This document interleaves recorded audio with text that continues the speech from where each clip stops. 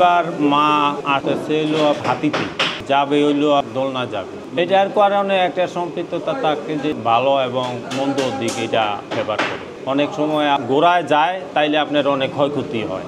আর হাতিতে কিছু শুভ লক্ষণ আছে, এটা ঘটে একেবারে বাস্তব ওইভাবেই যায়। গত বছর যেমন অনেক অশান্তি হয়েছে, কিন্তু এইবার ভালোভাবে যাইব। ওই যে তিথিগুলো আছে, আমাবস্যা, পূর্ণিমা, একাদশী, দ্বাদশী, চতুর্দশী, এগুলা ওইভাবে আসে।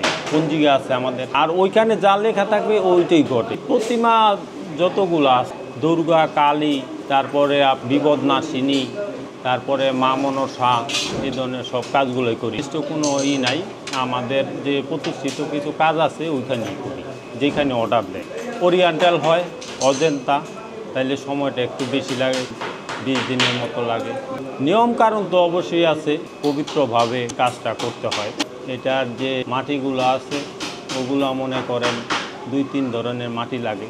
বেলে মাটি লাগে, এঁটেল মাটি লাগে, দোআঁশ মাটি লাগে।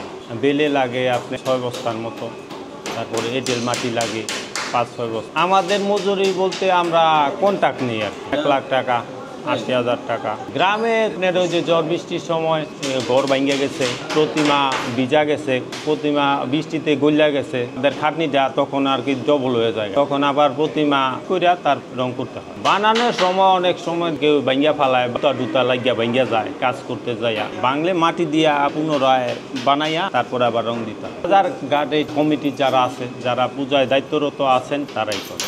এটা আমরা ছোটোবেলা থেকেই দেখতেছি, কন্টিনিউভাবে করতেছি 15 বছর। আমাদের তো আনলিমিটেড, সকাল 7টা থেকে শুরু করলে রাত 2টা, 2:30, 3টা, কোনোদিন সারা রাত চলে যায়। তিথি আছে, তিথি অনুযায়ী মায়ের পূজাটা হয়। এটা দিনক্ষণটা আমাদের পঞ্জিকা আছে, ওই পঞ্জিকাতে লেখা থাকে কয়টা বাজে হবে, কয়টা বাজে বিসর্জন, কয়টা বাজে পূজা শুরু, এগুলো সব লেখা আছে ওইখানে।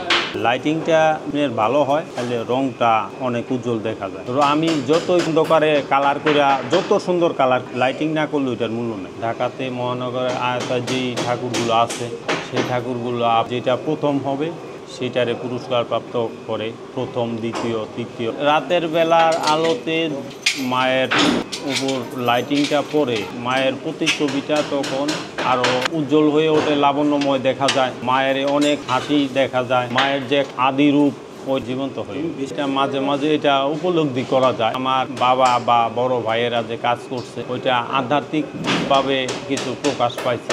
অনেক সময় স্বপ্নের মাধ্যমে হয়, বেশি রাত্রে কাজ করলে অনুভূতি পাওয়া যায়। যেমন রূপটা দেখে, যেখানে পূজা হয় মন্দিরে আসে, দেবতা কাল্পনিক, এটা মনে করেন শরীরে এটা অনুভূতিটা ওই রকম ধরনের আসে আর কি।